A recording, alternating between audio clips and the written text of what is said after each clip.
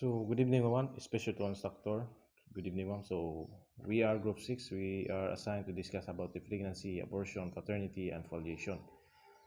So, by the way, I am Christian Dave Kitoy, the first reporter. My colleague in this group are Vincent Morales Peña, Dipusoy Alfie J, Jinlin Ilumer El Nas, and Ann Rose Tubat. So, pregnancy. Pregnancy is the state of a woman who has within her body the growing product of conception or a fecundated germ. It commences from the time the egg cells is fertilized and terminates at the time such product of conception is expelled or delivered. So, fecundated germ is not literally a germ that can inflict a disease to a woman, but it is pertaining to a fertilization of the egg cells, where the partner after their sexual intercourse, where the sperm cells of the man uh, enter to enter to the uterus of the woman and travel within 5 to 6 days until the sperm cells reach the point where the egg cells are located and fertilize and develop a new product of conception. So the average duration of pregnancy is 270 to 280 days from the first day of the last menstruation. There is no perfect way of determining its duration. Although several methods are employed, none of the methods are perfectly reliable. So, legal importance of the study of pregnancy. So, number one, pregnancy is the ground for the suspensions of the execution of death sentence in a woman. So, under Article 83, revised penal code, suspension of the execution of death sentence. The death sentence shall not be inflicted upon a woman within the 3 years next following the date of the sentence or while she is pregnant, nor upon any person over 70 years of age. In this last case, the death sentence shall be commuted to the penalty of reclusion perpetua with the accessory penalties in Article 40. So, a pregnant woman is the ground for the suspension of the death sentence inflicted to her, nor any person over 70 years of age. And also, it is a mitigating circumstances where the death sentence will be commuted or will be downgraded to reclusion perpetua, imprisonment of 20 years and 1 day to 40 years. So, as of now, to our current time, the death sentence is no longer exists because it was prohibited under Republic Act 9346, or otherwise known the Prohibiting the Imposition of Death Penalty Act of 2004. Number two, a conceived child is capable of receiving donation. So, under Article 742 Civil Code, donation made to conceive and unborn children may be accepted by those persons who will legally represent them if they were already born. So, example, there is a couple who live together several years and then they are unlucky to bestow the child. So they decide to donate some portions of their property or estate to a child who was not yet born.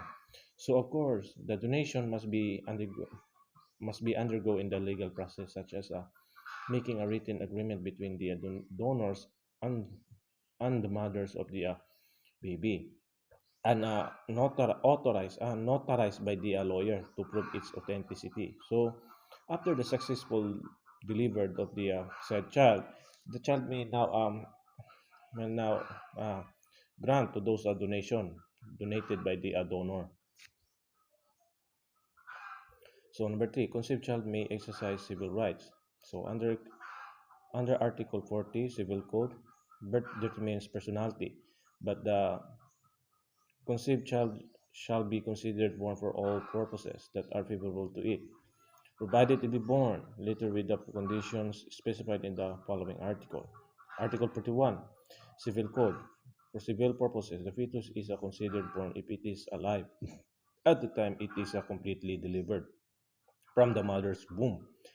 However, if the fetus had an intrauterine life of less than 7 months, it is not then born if it is dies within 24 hours after its completed delivery from the maternal womb. So, intrauterine life, it is pertaining to a baby who was not yet born or delivered, where the fetus under 7 months of age inside the womb of his mother or her mother. So, what are those rights? Right, maybe a grant to a baby after successfully delivered. So, one of those these rights are RA RA 9255, an act allowing illegitimate children to use the surname of their father, amending for the purpose of Article 176 of the Executive Order Number 209, otherwise known as the Family Code of the Philippines. So, next is Article 15, Section 3, 2 of the 1987 Philippine Constitution, ensure the rights of the children to assistance and protections from neglect, abuse, cruelty, exploitation, and other conditions prejudicial to their development. Last is 9th Congress, Republic Act Number 7610, enacted on June 17, 1992, an act of providing for stronger deterrence and special protection against child abuse, exploitation, and discrimination, and for other purposes. So number 4, concealment of the woman that she is pregnant at the time of the marriage is a ground for the annulment of the marriage. Under Article 86 Civil Code, any of the following circumstances shall constitute fraud referred to in number 4 of the preceding article. Concealment by the wife of the fact that at the time of marriage she was pregnant by a man other than her husband. So, after the marriage, if the legal husband found out that the baby inside the womb his uh, of his wife was not really from him, she may file a petition for the court for the annulment case against his wife. So, the if the court found out that this particular baby was not really from him, the annulment case may be granted to a husband, to the husband. So, instances why some women claim pregnancy even if none exist. So, number one, pregnancy is a ground for the suspension of death sentence in a woman. So, if a woman claims that she is pregnant at the time of the execution, she may file a motion or petition in the court for the suspension of the execution of death sentence. And if found to be pregnant, the execution will be deferred until she was delivered. So I already discussed this to the number one of the next preceding one a while ago, that the death sentence will not be inflicted to a woman who are pregnant, and also it is a mitigating circumstances where the death sentence will be commuted or will be downgraded from death sentence to reclusion perpetua. So number two, a lawful plea in a mitigations when charged with theft. A woman may be accused of the crime of theft. She may raise the plea in mitigations of kleptomania brought about by her temporary insanity due to the conception. So, kleptomania is pertaining to the uh, temporary mental insanity of a woman. So it is normal circumstances to those women who are pregnant. So if the court found out that this particular woman really suffering on this impairment, the the case that filed to her may be mitigated, or in other circumstances or in other case it will be repelled or extinguished. Number three, a ground for the widow's large claim. So a widow may claim a larger damage as a result of the recent death of her husband on account of the negligence of another. So example of this, the husband of the widow was killed during the car accident through the negligence of the other, where the person who are the one cause of the death of her husband was under influence of alcohol. So she may raise a petition in the court for the large claim, such as seeking for the financial assistance to her and to her baby. So number four, claim for the posthumous child. So a widow may ask for the petition the court for the share of the posthumous child in the estate of the deceased husband. So posthumous child is pertaining to baby was not yet born, where his father was died. So nagasulti ni nga the woman may raise a petition to court for the claim for the state intended to his husband or to his baby, or to her husband or and to her baby. Example of this nga ang ginikanan sa lalaki or agsuon sa lalaki dili mohatag sa share state or state na intended to the husband who are deceased. Of course, naman sila bata sa asawa, So the state will be granted to the baby. So the widow or the legal wife may raise a petition to court to claim those estate intended to to her and to her baby. So number five, for blackmailing purposes, a woman may claim that she is pregnant for the purpose of the blackmailing a man for the purpose of inducing a man to marry her. So this case is usually we seen in the movie or in television where the woman pretending to be pregnant so that the man that she desired to be married will induce themselves to marry this woman. So, medical evidence of pregnancy. Signs and symptoms of a pregnancy may be divided into presumptive and probable and positive or certain. A presumptive or probable signs and symptoms. Cessations of menstruation. So, a married woman who misses her menstruation is presumed to be pregnant. However, cessation of menstruation may be due to the some of other causes other than pregnancy, such as emotional disturbance and anemia. So sulti ni nagingon ni siya sa pagkawala sa regla sa usa ka bayi. So if the menstruation of the woman cease, and it will be presumed that this a particular woman is pregnant. So morning sickness. This is the uh, pernicious vomiting of a pregnant woman more manifest in the morning. So and this sickness is evidently happen during the early stage of pregnancy of the woman within 3 to 4 months. So it is spontaneous vomiting of one more manifestly in every morning. So if this happened to a woman, the woman may be presumed that she really is pregnant or conceiving a baby. So number three, change in the breast. There is an increase in size and sensation of the tightness of both breasts. The pinkish brown color of the areolae are changed into dark brown or black. So as an observer, we can perceive it through our sense of sight, the increasing size of the breast of the woman. So if this happen, it will be presumed that this a particular woman are pregnant. So number five, capricious appetite. Women during the early stage of pregnancy or even thereafter may have a special capricious appetite. The desire for a particular class or kind of food is known by a conceived woman. So capricious appetite, it is pertaining in layman term, monish in layman term, it's called in Bisaya uh, pangala sa usa ka babayi sa usa ka pagkaon. So mao ni siya pangala. Positive signs and symptoms of pregnancy. The finding of any of the following signs or symptoms or pregnancy will show conclusively its existence. So, hearing of the fetal heart sound. So, the heartbeat of the fetus is compared to the ticking of a watch under the fellow. The rate is at 120 to 140 beats per minute. So, as an observer, we can perceive it through our sense of hearing, putting our ears nearby in the abdomen of the woman who are conceiving baby. So we can hear the fetal heart sound of the baby.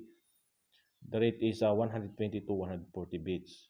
So number two, outline of the fetal parts. By the palpation or observations, we can determine the head, neck, arm, back, and buttocks. If these parts could be outlined, the pregnancy is sure. However, it may be confused with irregular ovarian cyst. So ovarian cyst is pertaining to fluid filled sac that develops on an ovary. They're very common and do not usually cause any symptoms. So, to determine the outline of the baby, first we need to conduct an X-ray examination to the baby because it is the most sophisticated to determine the actual outline of the baby inside to the womb of his mother. So, number three, movement of the fetus. The movement of the fetus may be felt by the woman and may be visible to other observers. This is an indisputable evidence of a life and it's observed at the fifth month of the pregnancy. So, movement of the fetus. As an observer, We can perceive it through our sense of touch and sense of sight.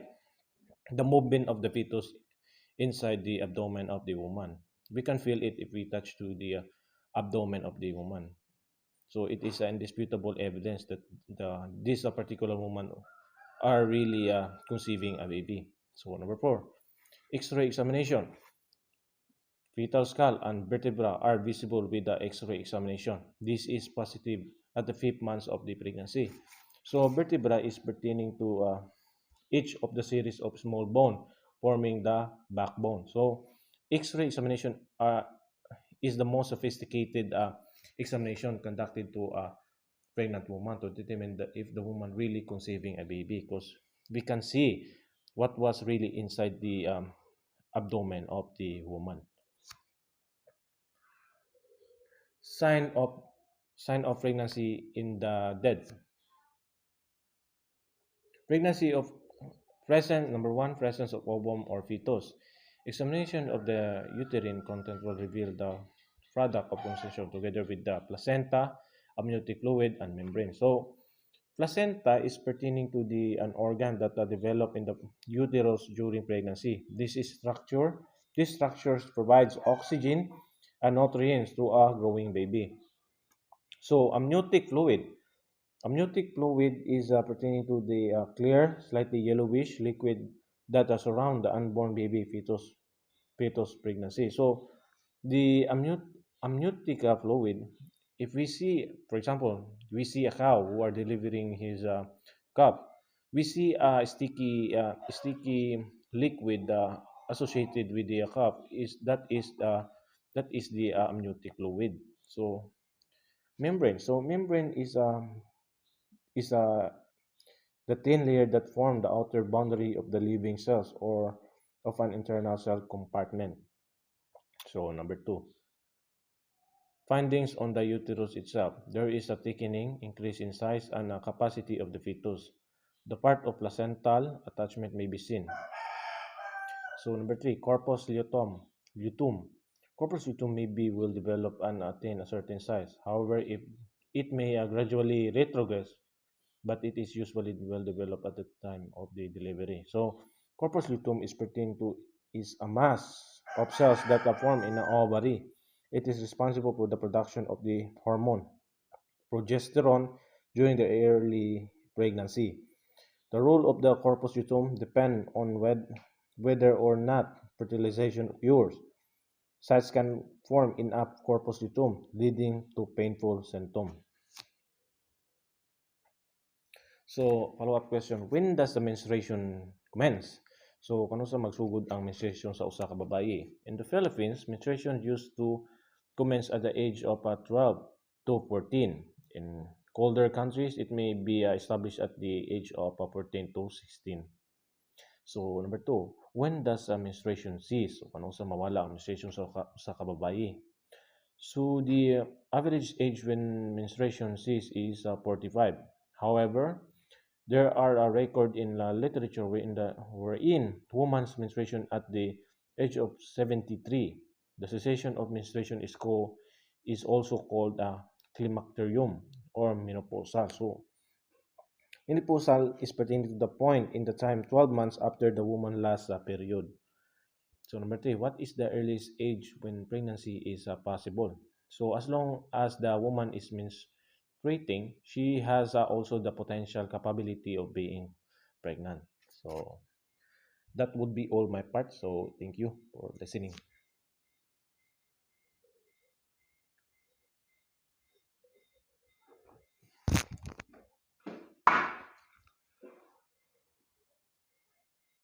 Good evening, everyone. I am the next reporter. I am Peña Mark Vincent M. My reportage is all about Chapter 24 Abortion. So, abortion. The revised penal code does not define abortion but merely mentions circumstances which makes abortion criminal and punishable. Authorities differ as the length of intrauterine existence which may be considered abortion. Some define abortion as the expulsion of the contents of gravid uterus anytime before full term, while others considered as it the forcible expulsion of the product of conception anytime before the age of viability. So when we hear the abortion, usually mabutang sa atong nauna is gi tak jud na siya or gilaglag. So abortion is very common in our country. Usually ang biktima jud ani is mga teenager. So napayuban nga dili pa nila ready na o commit og obligation as a mother. Next is viability is the point of which the fetus is potentially able to live outside the mother's womb, albeit with respiratory aid and later as when it is capable of meaningful life outside the mother. In the legal viewpoint, abortion is the willful killing of the fetus in the uterus or violent expulsion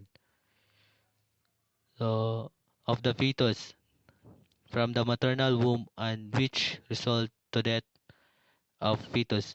According to Viada, as long as the fetus dies as a result of violence use of the drug administered, the crime of abortion exists even if the fetus is full term. So, willful killing is an act of intentional that is the result of an criminal act by those who who commit that crime. Next is clinical type of abortion. Misabortion, an ovum destroyed by hemorrhage into the core space, usually before the fourth month of pregnancy. The hemorrhage takes place from maternal sinuses into the decidua. This is usually followed by the death with maceration of absorption of the product of conception. As you can see in the picture, it look like wala ra siya na kuan but ang makuan diri is wala na siya nag-develop. So it is called misabortion. So next is threatened abortion. Hemorrhage without dilatation of internal hemorrhage is early stage of pregnancy. May be due to causes other than a threatened abortion. So ectopic pregnancy, cervical polyp, extensive erosion of the cervix, etc. So eh, as you can see, so nag-bleeding siya diri sa cervix, nagka-bleeding siya. So it may mean a higher risk of miscarriage. So next is incomplete abortion. Not all the product of conception has been expelled from the uterus. Fragments or portions of which is retained. This will prevent contraction of the uterus and consequently uncontrolled bleeding will develop. Removal of the retained fragment must be done to avoid too much loss of blood and potential infection. So incomplete abortion, as you can see in the picture is nigawas na jud ang blood bleeding.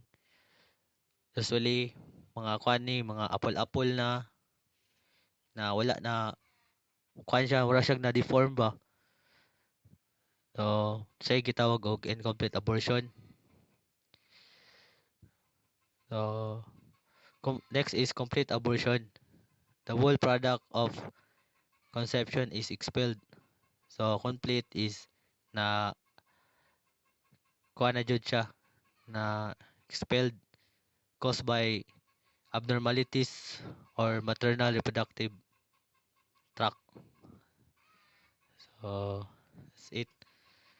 Next is causes of abortion. First is death of fetus, congenital abnormality, poisoning by minerals like lead, disease of the decidua, chorion, placenta, amnion, etc. So, death of the fetus while inside the mother's womb.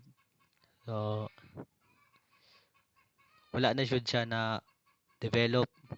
So, maingon na to siya nga naa siya sa sulod sa tiyan sa mama, but ang iyang um, pagtubo is dili normal, na siya abnormalities. That's why kulang-kulang iyang lack of kuan siya minerals.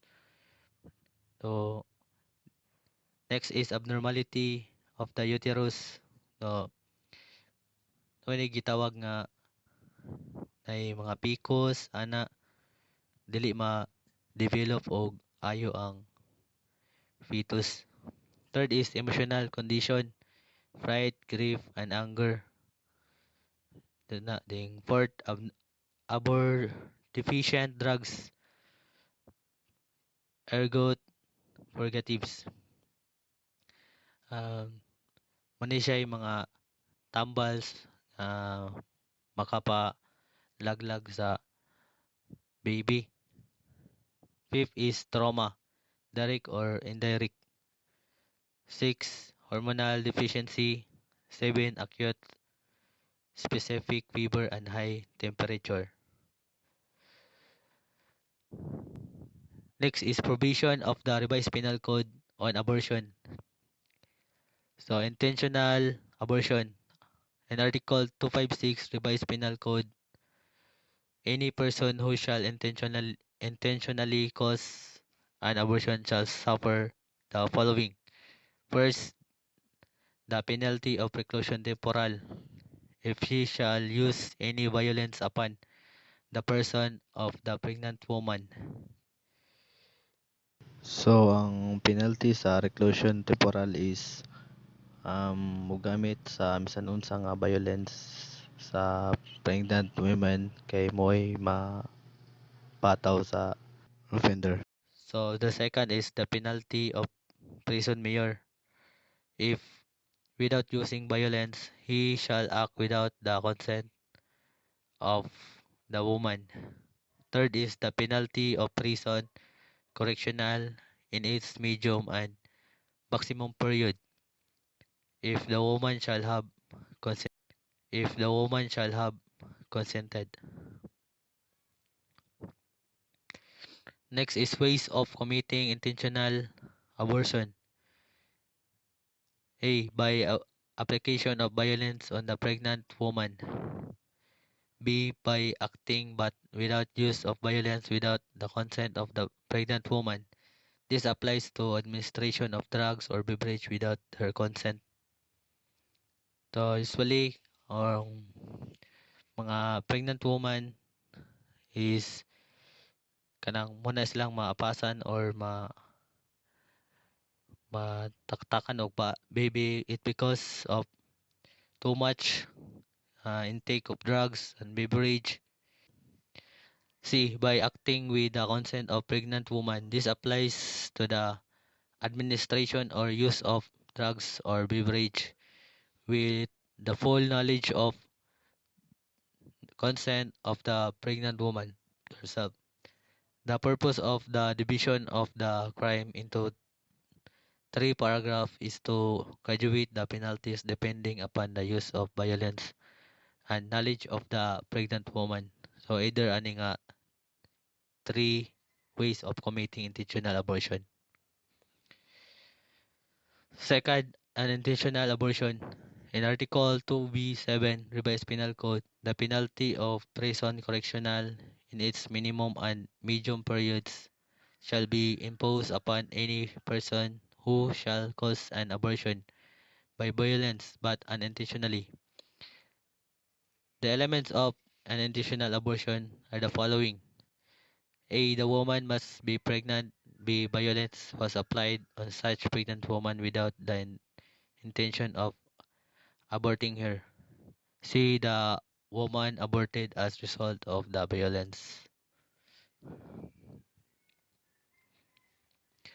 Kinds of abortion. Spontaneous or natural abortion. Abortion occurs without any form of inducement or intervention. So spontaneous or natural abortion is kaan siya ning wala ni siya ga take or murag ingon na to na accidental abortion, like wala siya ni take og mga any drugs or any act nga makapalaglag. So natural abortion na gud siya matawag. So next is induced abortion. Abortion which will not take place had it not been for some form of inducement or intervention. Induced abortion may be um, abortion which will not take place had it not been formed. So it involves use of medication to terminate pregnancy. The medication abortion muna siya matawag og induced abortion na siya gipang intake nga medicine nga makapalaglag. Next is therapeutic abortion. Abortion purposely done to preserve the life of the mother.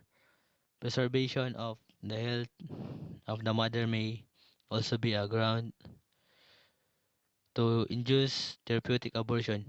The praise to preserve the life of a woman does not only mean to preserve the life of the woman from death. So which is used to end a pregnancy when either the mother's life is in danger or the baby has severe birth defects, so kinahanglan siyang kwaon. Next is criminal abortion. Abortion done without any therapeutic indication but with criminal intent is punishable by law. So kani siya is intentional act na ni siya nga gibuhat sa mother, either ilabay ba or kuhaon ang fetus sa sulod sa tiyan sa pregnant woman. Next is postmodern abortion. This is the expulsion of the product of conception after death of the pregnant woman brought about by the postmodern contraction of the uterine muscles. It is possible during the early stage of pregnancy when the fetus is small. During the later stage, the contraction of the uterus may cause it rupture and expel its contents of pregnancy into the abnormal abdominal cavity. Um, so post-abortion family planning. So it is very critical to reduce high level of unintended pregnancy. Next is reason why some women procure abortion. First is to preserve the life and health of the pregnant woman. Second is to terminate prematurely illegitimate pregnancy in order to conceal the dishonor of the woman. Third is financial difficulty. Additional member means an added expense in the family. Fourth is to preserve body form. S- Some women do not wish to make their pregnancies advance to full terms on fear that their bodies might be deformed. So that's the four reason why some women procure abortion. So that's all my report. Thank you. Okay, so this is the continuation of our report. And before I start, I would like to introduce myself. My name is Akji Kosoy, and I am assigned to report this topic: complications of abortion. So one is immediate untoward effects. So A, shock. The shock may be due to the laceration of the uterus or the adjacent organ, like the bladder, rectum, intestine, or blood vessels. The injury may be due to the introduction of instruments or the application of hot fluid or corrosive substances. No definite autopsy findings may be seen, except the presence of the gravid uterus, remnants of the fetus and placenta, and the laceration or perforation. Secondary shock may develop later and may be due to hemorrhage, infection, or corrosion. So B, hemorrhage and anemia. Occasionally, big pelvic vessels are injured or failure of the uterine wall to contracts observed in abortion. The rupture of the blood vessels may be due to the injury of the uterine and vaginal wall of injudicious instrumentation. Adherent placental tissue infection present in the foreign bodies and anatomy of the uterus may cause hemorrhage or failure of the uterine muscles to contract. So C. Embolism. Air embolism. The air may enter the lacerated vessels of the vagina and uterine wall and carried by the blood to the inferior vena cava, heart, and block the pulmonary circulation. In cases wherein the foramen ovale is potent, the air may escape pulmonary circulation and block the cerebral circulation. So, 2. Fat embolism. The injection of oily fluid or laceration of the adipose tissue may cause the formation of fat emboli in the blood stream which may lodge in the heart, lungs, and brain. Fat emboli may be observed in the renal glomeruli, coronary vessels, and also in the vessels of the choroid plexus of the brain. 3. Thromboembolism. Injury of the uterine wall may cause the formation of thrombus, which may be detached and carried by the circulation to different parts of the body. 4. Bacterial embolism. Infection of the uterus after an abortion may cause lump of bacteria to enter the circulation in the form of an embolus. D. Infection. Pathogenic uh, organism may be introduced into the uterus and produce systemic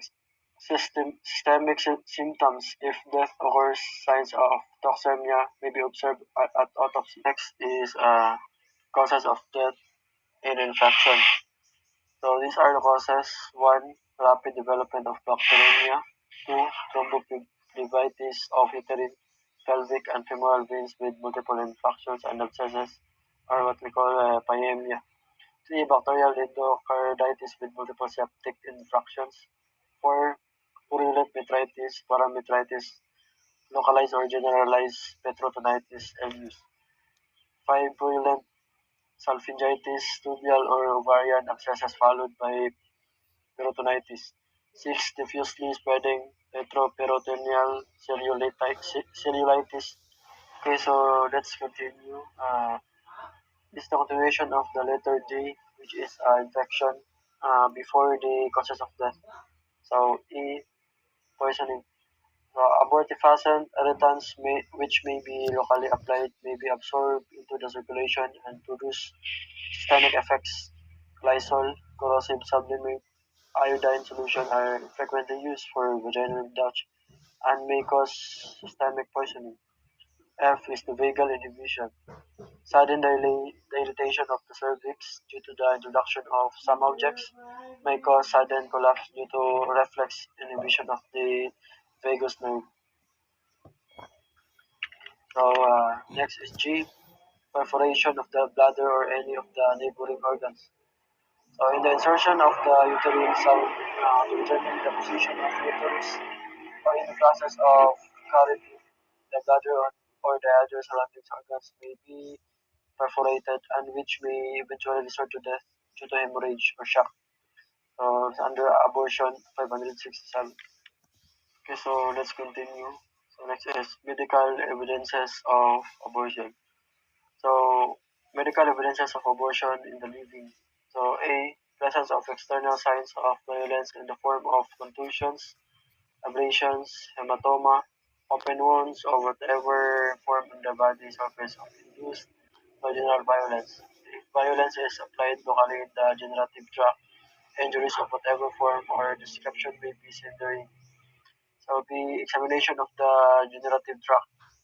So appearance of the external genitalia and vagina may show laceration, contusion, abrasion, and other marks of instrumentation.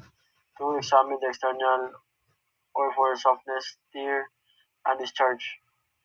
Note the size of the uterus, its consistency and location. See examine of the instrument used for the presence of blood, placental tissue, or fetal parts. The history. Note the state of health beforehand after abortion. Inquire as to the motive of the abortion and history of having ingested or injected with abortives. Next is therapeutic abortion. So the therapeutic abortion is an abortion which the law under the sub-specific justifications. Legal justification, the therapeutic abortion, Article 11, number 4 of the Vice Penal Code. Any person who, in order to avoid an evil or injury, does an act which causes damage to another, provided that the following requisites are present. First, that the evil sought to be avoided actually exists. Second, that the injury feared be greater than to avoid it. The third, that there be no other practical and less harmful means of preventing it. The performance of an abortion lives and are involved, namely the life of the mother and the life of the fetus. One life must be sacrificed to save the life of another in case of therapeutic abortion. So, if both lives can be saved in accordance with the present state of medical science, then there is no justification to such abortion. Hence, the physician must be criminally liable. Physician is in performing a therapeutic abortion is doing an act to save the life or to preserve the health of the mother. And so doing damage is done to the conceived child. The child is deprived of its future existence. The evil so to be avoided is the danger on the life of the mother if such pregnancy will be allowed to continue. Such evil may be infection, organic condition, or abnormality existing in of the person of the woman, and which, under ordinary course of event, will cause death. There is no practical and less harmful way of saving the life of the mother other than sacrificing the life of the conceived child. If there are other methods which may be save both life, then the abortion cannot be considered justifiable. In the evaluation as to whose life must be spared, it is a common concept that the life of the mother must be preferred than that of the unborn child. A conceived child is not definitely sure of its uh, independent existence, while the mother has already manifested real life. The next is pros and cons restrictive abortion law. So, reason justifying restrictive abortion law. So, from the moment of conception, life begins to start, and destruction of the growing product of conception will be contrary to the law of mankind. So, this in line with the philosophy that God created man and only God can destroy. So, reasons for liberal abortion law. So, where abortion is illegal, the rich can resort to high cost and illegal but safe abortion at home or to have a pleasure trip abroad combined with an abortion. The poor can only stay at home and face the consequence of high risk and illegal abortion. This causes discrimination and against the poor and favor the rich. It raises the serious issue of justice and equal protection under the law. Okay, so next is religious consideration of abortion. So, as a general rule, all induced abortion are considered sinful, illicit, and against the tenets of the Catholic Church, even if sanctioned by law. The principal basis is that every human being, even the child in the mother's womb, has the right of existence directly from God, and that no human being has the right to destroy it. A conceived child has the right of existence as that of the mother. However, the Catholic Church classified abortion into two main categories for the purpose of determining whether it may be allowable or not. So first is a direct abortion. Uh, Deliberate expulsion of product of conception. This is never permitted by Catholic Church, even if the purpose is to save the life of the mother. So the second one is the indirect abortion. When the expulsion of the product of conception is not the primary objective of an operation to save the life of the mother, but merely incidental or unavoidable to an operation. This type of abortion is qualifiedly permitted to some extent by the Catholic Church. Thus, the abortion which occurred incidental to an operation to suppress hemorrhage or removal of new growth is permissible. Among the Jews, destruction of the fetus for the purpose of saving the life of the mother is not only permissible but obligatory. To the Protestants, abortion is generally considered as sinful. I think that's all. Thank you so much. Good day, everyone. So, I'm next reporter. I'm Janlyn Elnas, and my topic is all about Chapter 38 Paternity and Violation on Non-Conventional Methods of Procreation.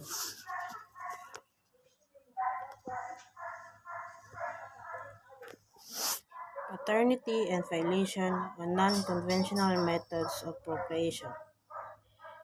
The introduction of the is the normal procedure for reproduction. Through sexual contact, male sperm is transferred to a female's generated organ, where it is then fertilized, grows, and develops. Concept and execution of it. No technical trickery of or because it is a psychologic process. Medication is used. However, modern advance of medicine modified the conventional artificial insemination and in vitro fertilization as a modality of management has gone beyond the experimental stage of the procreation and now recognized and used to solve the problems. Other methods are still in their experimental stage. However, whatever problems that may develop will depend and it will be solved in the future.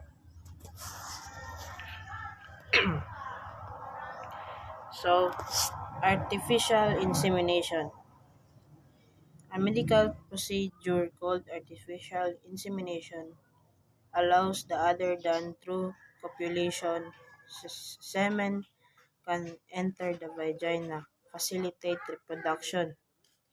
It is a medical procedure by which it means can some physicians consider the term therapeutic insemination as a more suitable term for the procedure or sagal.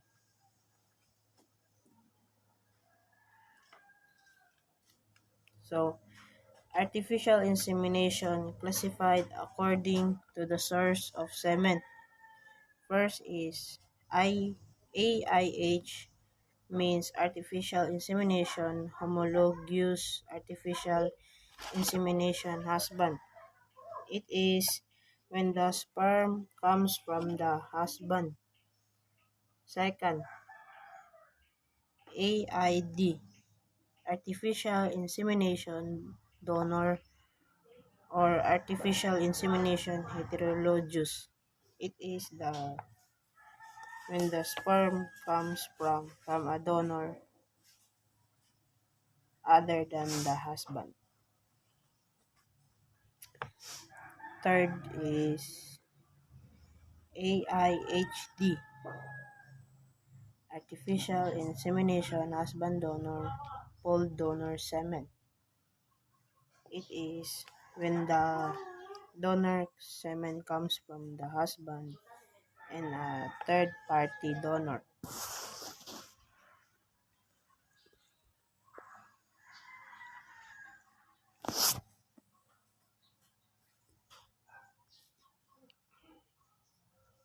So, medical indications from artificial insemination. First, for IHI, when the disposition of the husband's semen within the vagina is courteous, It is prevented because of anatomic or psychologic difficulties on the part of their husband or wife.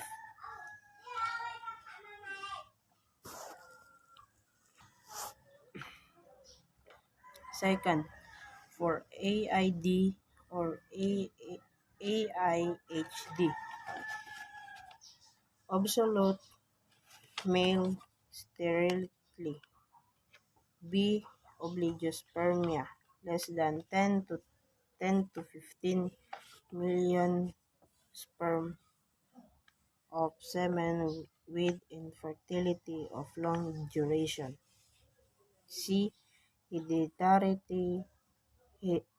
disease in the husband making propagation inadvisable for eugenic reason, or an R on a on or an ARH blood incompatibility is expected to cause an abnormal baby in situations where other techniques to overcome such incompatibility are not applicable.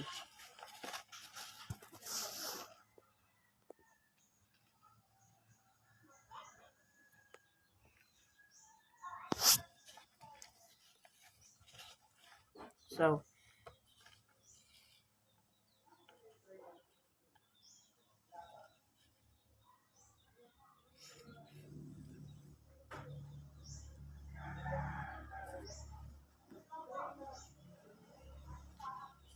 selection of donor.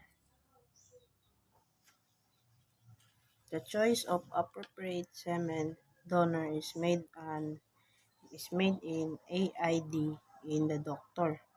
If a newborn infant develop defects which is possible attributed to a doctor's carelessness or negligence in selecting the donor might be held accountable. So these are the following obligations imposed on a physician in the selection donors. First is proper screening must be made of the donor, including chromosomes for genetic defects. Second, the donor must have the racial characteristic and physical proportion as those of the husband and wife, and the blood type must be compatible with ABO and RH genotype of the wife. Third is the physician must ensure the identity of the donor is not known the parents and vice versa. And lastly, complete physical examination with standard tests for and geropia is obtained not more than 1 week before the seminal fluid is collected.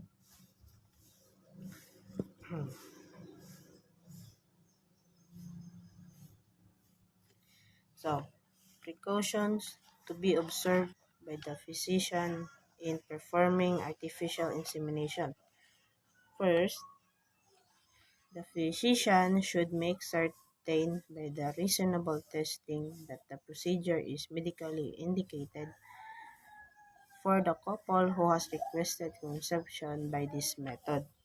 So, the husband is infertile and such condition in permanent. Second, the physician the physician should establish by proper evaluation that the couple requesting artificial insemination is emotionally stable and psychologically suited for the type of parenthood which carries it in the responsibility of the very presence of the child. So this will constantly attest to the both partners and the husbands in the capacity of the biologic fatherhood. Third, the the physician must use all reasonable precautions precautions in selecting donor with through medical psychology and social screening to include donor and potential transmissible undesirable traits, features, and details. Fourth, the physician must, under no circumstances except by the court order, reveal the fact of artificial insemination or the identity of the donor or of the couple of each other or the other persons.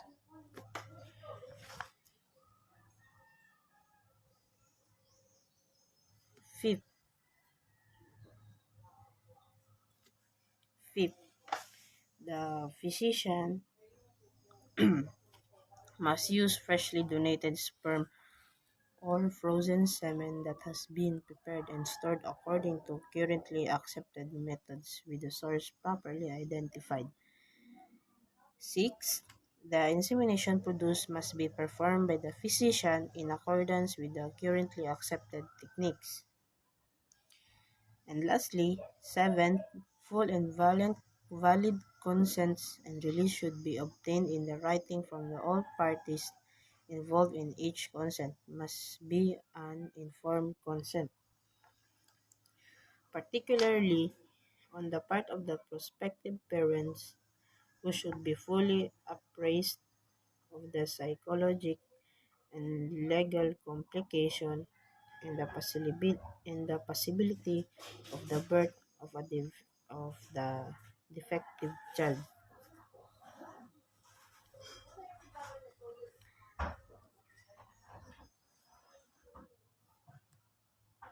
Next, status of the child born by artificial insemination. Artificial insemination is remedy for reproductive infertility has been developed and recognized recently. Excuse me. This issue as to the status of the children born as a consequence of artificial insemination has never been brought squarely in our court. So, these are the may possible status of the child born as a consequence of the artificial insemination. First, in AIH, there is no doubt that the children is a legitimate child of the husband because the semen came from him. So, no foreign blood is introduced by the family. Second, in AID, with the consent of the husband, the child born must also be considered legitimate although the fertilization semen is not from the husband. So, his consent to the artificial insemination may be considered as a waiver to the to, to the illegitimate status of the child. Even if the child is considered illegitimate, the child the child may be adopted by him making the child's status legitimate. So, number 3, in AID, without the consent or it is against the will of the husband, the child must be considered illegitimate, specifically a child born because of adultery. So, this is the altrusion into the conjugal home of a foreign element against the will of the husband.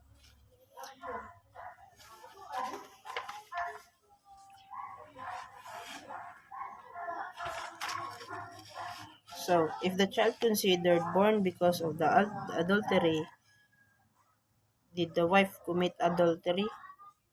So, adultery is committed by having sexual intercourse with a man with a man, not her husband, but there is no sexual intercourse in artificial insemination, and therefore no such crime is committed by the crime. There are different ways a wife can commit adultery, like if she lies side by side with a man, kissing him, embracing, and doing lascivious acts. But the only not only act fashionable by the law is when sexual intercourse was done.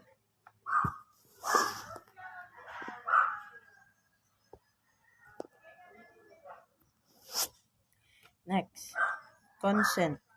Consent ALD. In I in AID, the consent and release for any future claim must be obtained by the physician from all parties in writing. The consent of the wife is necessary to avoid being held liable for an assault. This consent of the husband is necessary to avoid the wife being charged with adultery, or to ward the question to legitimacy of the child, issues of divorce, separation, or inheritance. The consent and release of the donor should be obtained from the unrestricted use of semen supplied, and he should be certified in writing that he will make no effort to ascertain the identity of the couple involved. So if the donor is married, the consent of the wife must be obtained to the giving of semen because her marital interest must be affected by the donations. So next is foreign courts decisions. Child born by artificial insemination with the consent of husband constitutes adultery. So it means a woman, for example, a woman obtained to alimony from her divorced husband.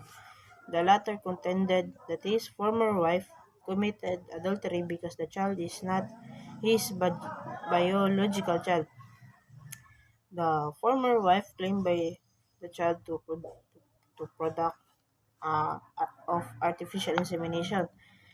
The court held the artificial insemination with the husband's consent constitutes moral turpitude and adultery, with the latter being defined as the voluntary submission of another person of the reproductive powers of guilty persons. Next, child by artificial insemination is legitimate. In a decree of separation previously granted by the court, the husband was granted to have a weekend custody of the child born during the marriage. So the wife petitioned for amended of the decree, arguing that because the child has resulted from the AID, the husband is not the husband is not father of the child and therefore is not entitled to visitation right. So the court, however, predicted on the assumption that the procedure had been performed with the consent of the husband, rules that the child has been potentially adopted or semi-adopted by the defendant, and with particular reference to visitation, he is entitled to the same right of those who are natural parent under the circumstances would be entitled. So next is child born by artificial insemination illegitimate.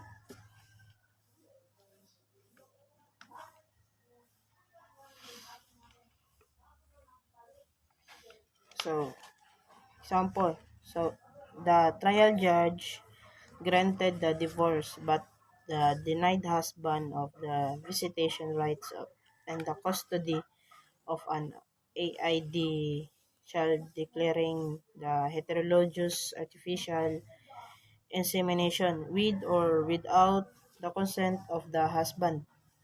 So in contrary of public policy and good morals, the constitutes adultery on the part of the mother. A child is conceived constitutes adultery on the part of the born of wedlock, therefore illegitimate. As such, the mother and the father have no rights or interests of the said child. So next, child born artificial insemination is entitled for support. Example, the husband consented in writing for artificial insemination of the wife. A male child was conceived and born. The spouse later had a divorce and the wife has given custody of the child. So the wife later become ill and is able to apply for a state support of the child. So the district attorney brought a criminal action against the husband to force him to provide the child support. The court ruled the reasonable man who because of his inability to procreate actively participates and consents to his wife. Artificial inseminations, no such as behavior, carries with it legal responsibilities of the father and criminal responsibility of non-support.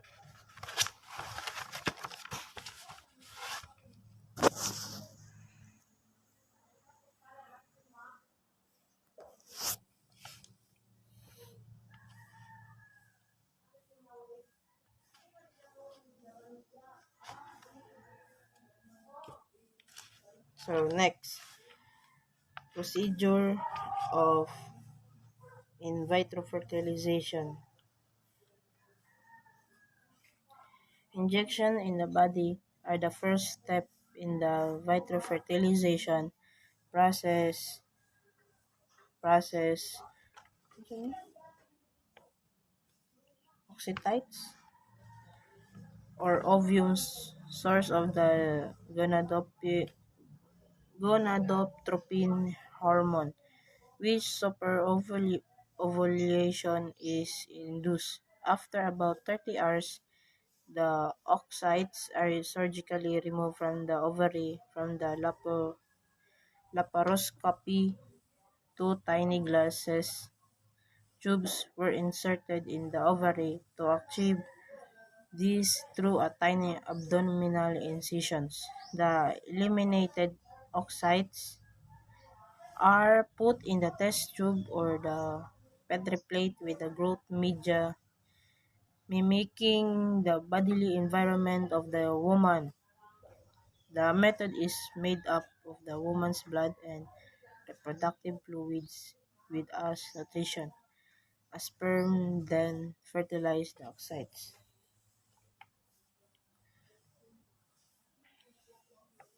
So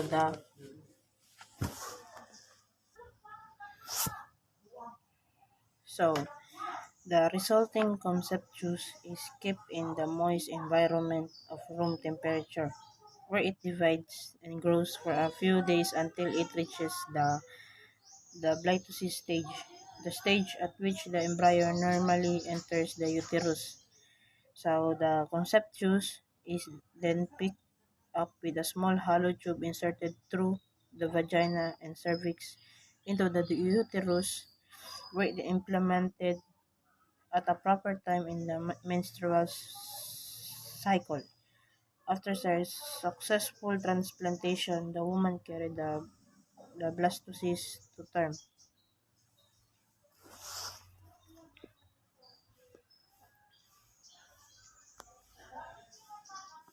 So, next, possible situation in the vitro fertilization. First is the ovum removed from the wife is fertilized by sperm from the husband and the resulting zygote in the implemented into the wife uterus.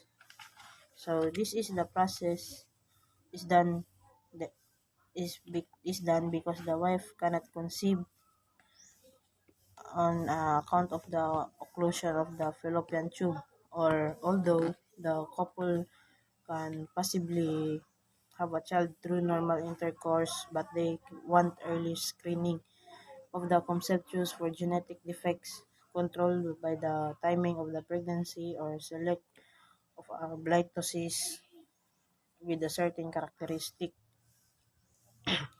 Second, the ovum removed from the wife is fertilized by the sperm coming from a third party or sperm donor, and it is implanted into the wife uterus. This situation may arise when the husband is sterile. The husband does not wish to transmit to the child with genetic defects, or the wife cannot conceive through artificial insemination donor. Third, the ovum coming from a third party or ovum donor is fertilized by the husband's sperm, and the blastocyst is implanted in the wife uterus. This situation is necessary when the wife is sterile, or the wife does not like the transmit the genetic defect of the child. Fourth, the ovum take from a third party is fertilized by the sperm coming from a third party, and the blastocyst is implanted into the wife uterus. So this procedure may be adopted when both husband and wife are sterile.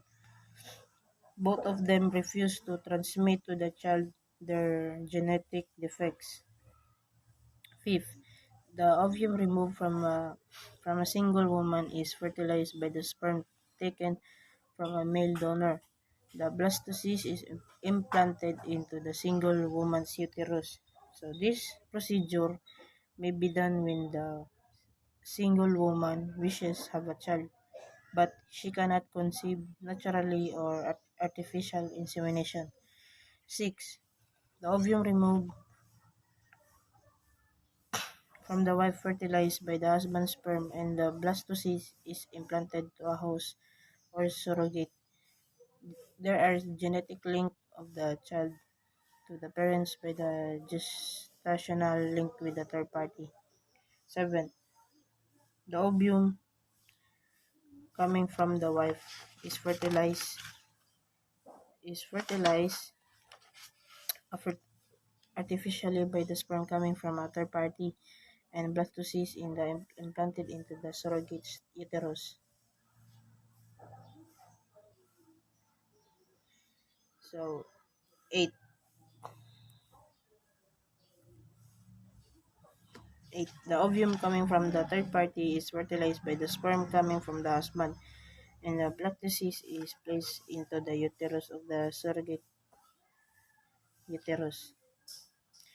9 is the ovum coming from the third party is fertilized by the sperm coming from the third party, and the blastocyst is implanted into the uterus of a surrogate.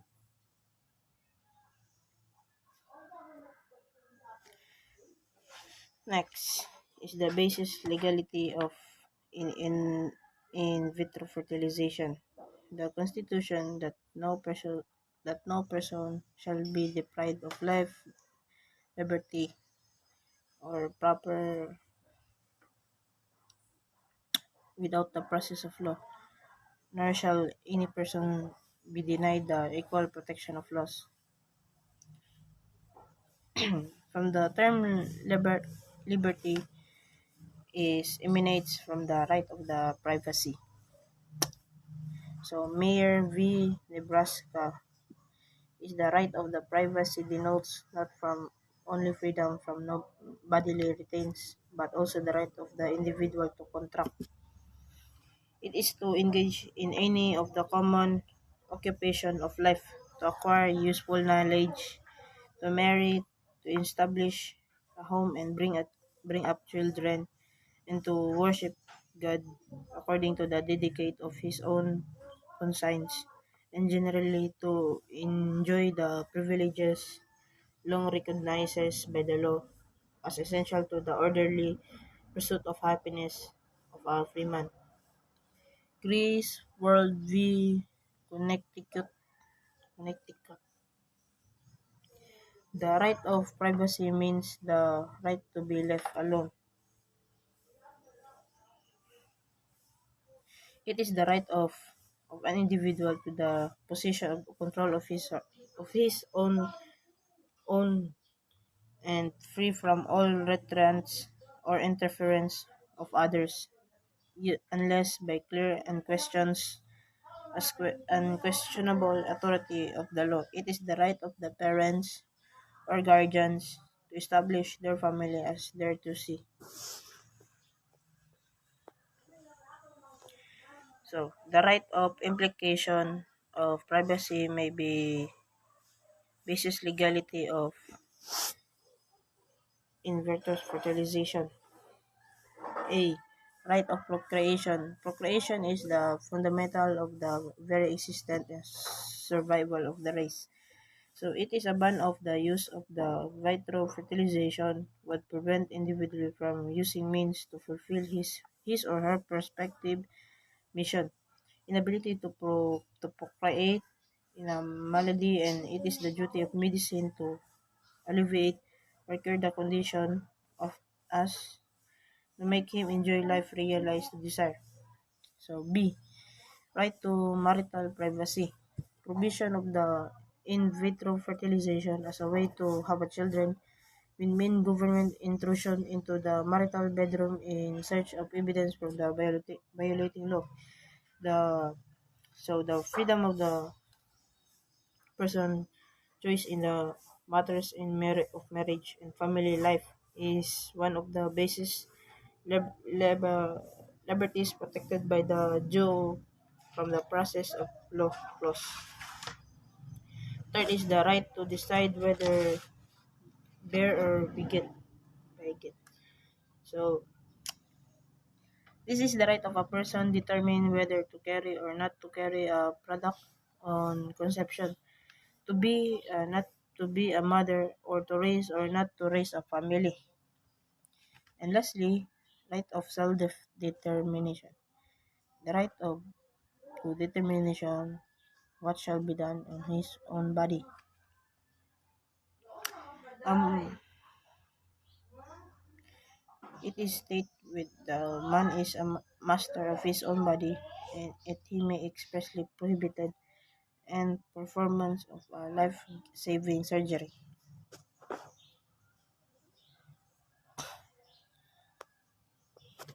So next, the problems in vitro fertilization. First, the probability that the child to the born will be defective, despite despite the act from the act that there is no real convincing evidence that a child born because in vitro fertilization is more likely to result a damaged baby. Doctor seems reluctant to use it, a non-standard method of reproduction, out of concern that a civil lawsuit for damage claims could be made against them. So a couple embark in vitro fertilization with with their obstetrician initiating a culture combining sperm and oocytes but later destroyed the culture when he was convinced that the procedure was too great.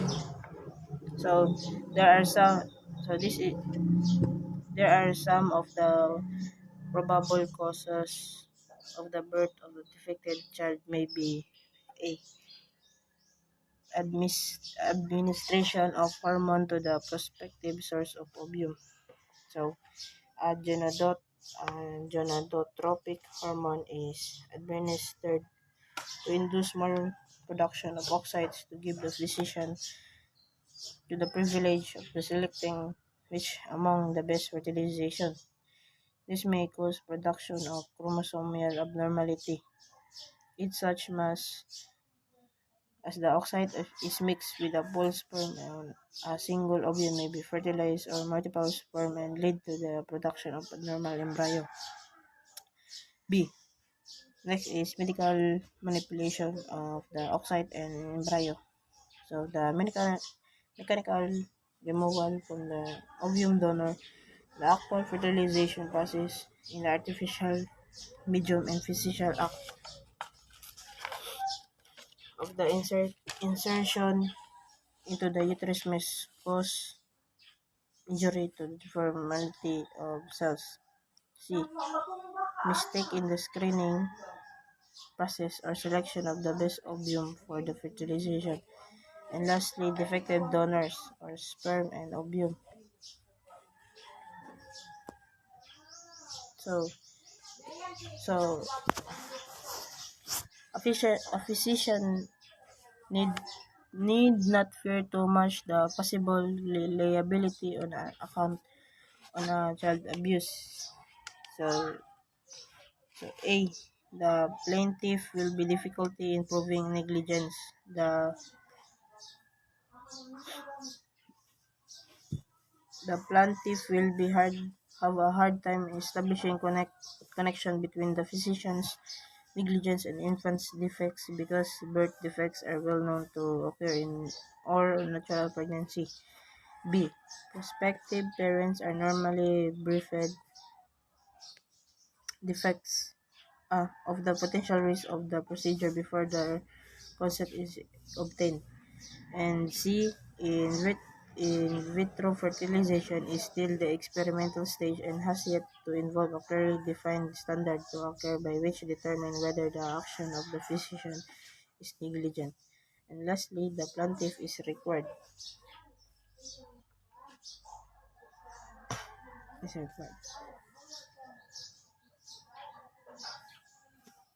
So, social problem in vitro fertilization.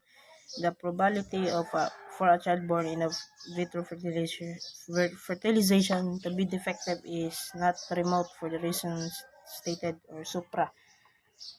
In our society, no. So the progress of science must be geared towards improvement in the quality of men and not towards retrogression of deterioration. So number 1.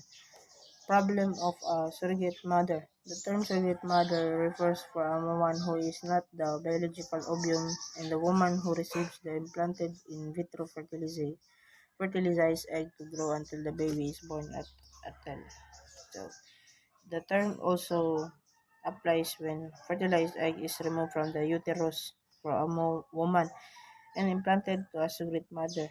So the surrogate mother becomes the gestational mother of the child.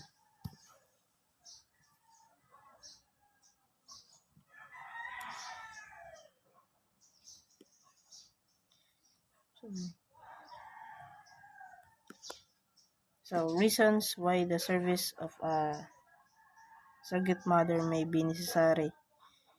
So A. First is the genetic mother is unable to carry the child to term because of disease of injury. Second, the genetic mother may believe either that she is too old safely carry to a child to term or not the child may born with abnormality. Third is the genetic mother may possess the deleterious genetic traits which may passes to the child. Fourth is couple is able to adopt a child. Adoption is a expensive and the time-consuming process. There is a shortage of available children ready for adoption. So the couple may express preference to a stage, age, race, or religion they wish to adopt.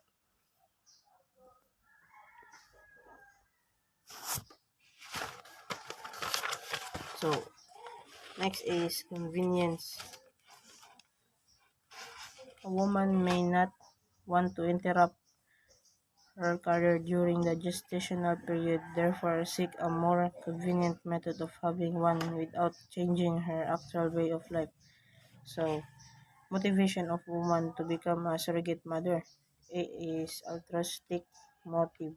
So, a woman may be willing to be a surrogate mother for the sake of the humanity. So, and B, material consideration. So, if the surrogate mother merely received all the expenses incurred in carrying the fetus to the term, then delivered, then the motivate the altruistic.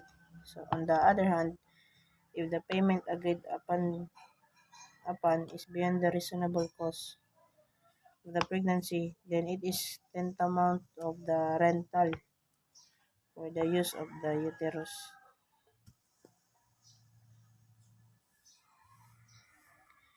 So here are the problems that may arise the agreement in the use of surrogate for gestational purposes. First is if the surrogate mother decided to abort the child contrary to the wish of genetic parents. B. The surrogate mother may decide to keep the child after birth rather than surrender him to the genetic parents. C. The parents may decide to abort the child because of the fear that abnormality may be presented by the surrogate mother who refuses to do so. D. If the child was born with abnormality and the parents refuses to take the child and the surrogate mother. And E. Can the couple enforce the contract in the event that the surrogate mother committed other breaches? And lastly, if there's a need to go through the procedure of adoption in order to legitimize the, the, the child up to a birth. So there are two ways of potential solution to the problems of surrogate mother. First is by contract. So there must be a contract, especially mentioning by the rights of duty of each parties. But the more the fact that the rights and duties specified do not guarantee the specification will judicially be recognized. Any term that the court finds to contrary to public policy will be stricken out. So the second potential solution is by legislation.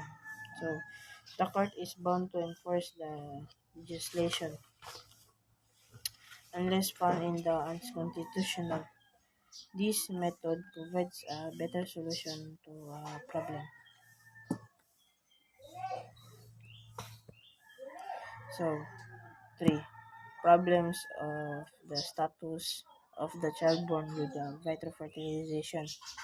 First, there is no doubt that the child is legitimate because the wife genetically and gestationally mother and sperm came from the husband. In the case, the child born must be considered illegitimate in the view of the absence of marriage between the single woman source of the ovum and the sperm donor. B.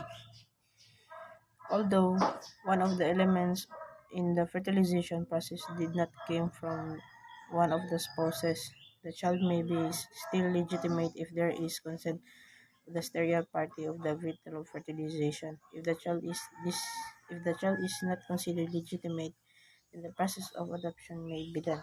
So this status may be the child may be a problem, may change in into the in vitro fertilization was done with the knowledge and consent or against the will of the sterile spouse.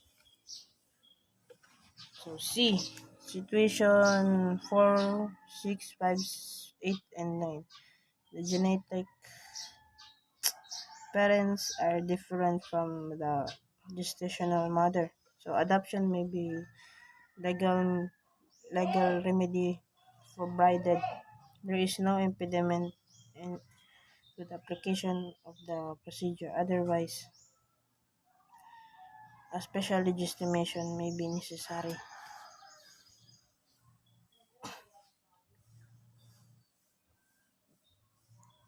And lastly, other non-conventional methods of procreation. First is artificial innovation, the removal of an unfertilized egg from a woman and placing it on the reproductive tract of another woman. Second, embryo transplantation, the removal of fertilized egg from a woman's uterus to transfer to the another woman's uterus. 3. Parthenogenesis, or the virgin birth, a type of sexual reproduction whereby the fertilized egg with the 23 chromosomes complement double in content to become a diploid cell that starts dividing as it is a fertilized egg without the intervention of the male sperm cell. The resulting offspring is thus a female.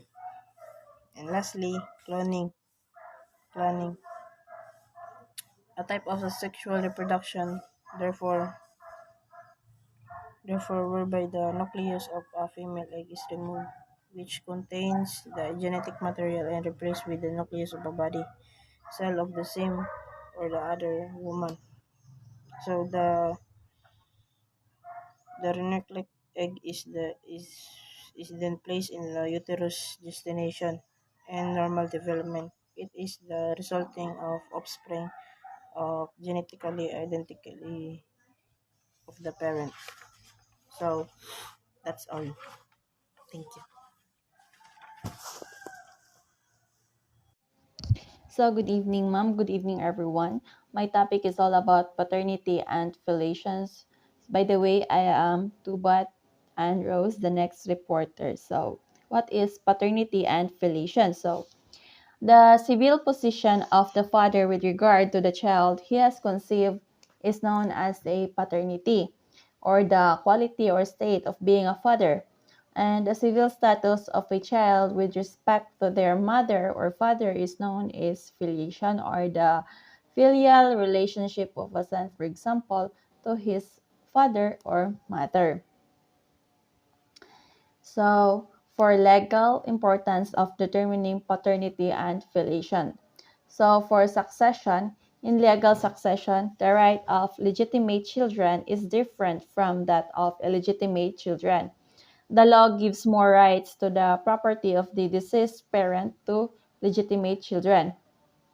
And for enforcement of the naturalization and immigration laws, under certain conditions, naturalized nationals ipso facto provide Philippine citizenship to their minor children at the time of their naturalization. So therefore, the kids must demonstrate that they were citizens, legal children at the time of naturalization in order to benefit from the process.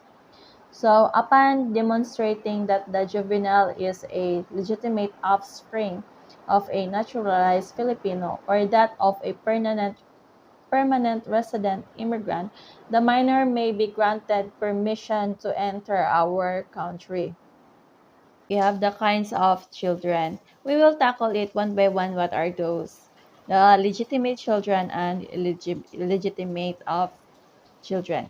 So first is the legitimate children. A legitimate child is one who is born in lawful wedlock or within competent time afterwards. So first is the legitimate children proper.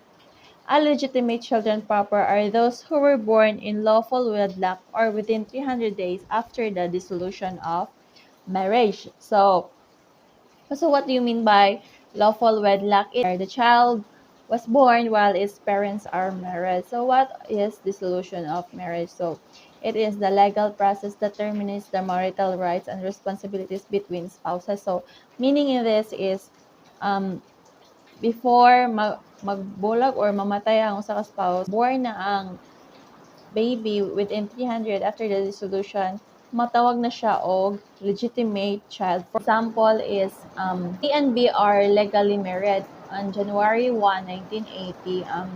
B, the husband died, yung husband niya died. 230 days after A became a widow, a child was born. So the child is conclusively presumed to be legitimate insofar as the deceased husband, provided that there was no physical impossibility to access between A and B during the latter's lifetime. So it is not uncommon for pregnancy to be prolonged up to 300 days or more, although there may be signs of post-maturity to include those children who may be born more than the average duration of uterogestation.